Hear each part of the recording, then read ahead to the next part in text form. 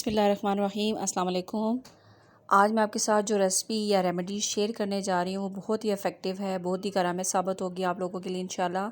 ये वाला नुस्खा जो है ये स्पेशली ब्लड प्रेशर के पेशेंट्स के लिए है जिनका ब्लड प्रेशर हाई रहता है। तो इसको बनाना शुरू करते हैं। कुछ चीज़ें इसके लिए चाहिए। यहाँ मैंने सबसे पहले 1 गिलास के बराबर पानी ले लिया है, इसको देगची में डाला है और इसको बॉईल करने के लिए रख देंगे। यहाँ जिसमें चीज़ें डलेंगी उसमें 1 छोटी चम्मच ज़ीरा है, 1 बड़ी चम्मच सौंफ और 2 अदद हरी इलायची इसमें शामिल करेंगे। ये तीनों चीज़ें आपको पता है कि फ़ायदे के एतबार से बहुत ही बेहतरीन है। सौंफ आपके निज़ाम हज़म को बहुत बेहतर करता है। ज़ीरा इसके अलावा आपका जो मेटाबॉलिज़्म है उसको फ़ास्ट करता है। ये रेमेडी ना सिर्फ आपका ब्लड प्रेशर को कंट्रोल करेगी, इसके साथ साथ आपके जो शुगर है उसका जो लेवल है उसको भी कंट्रोल में रखेगी।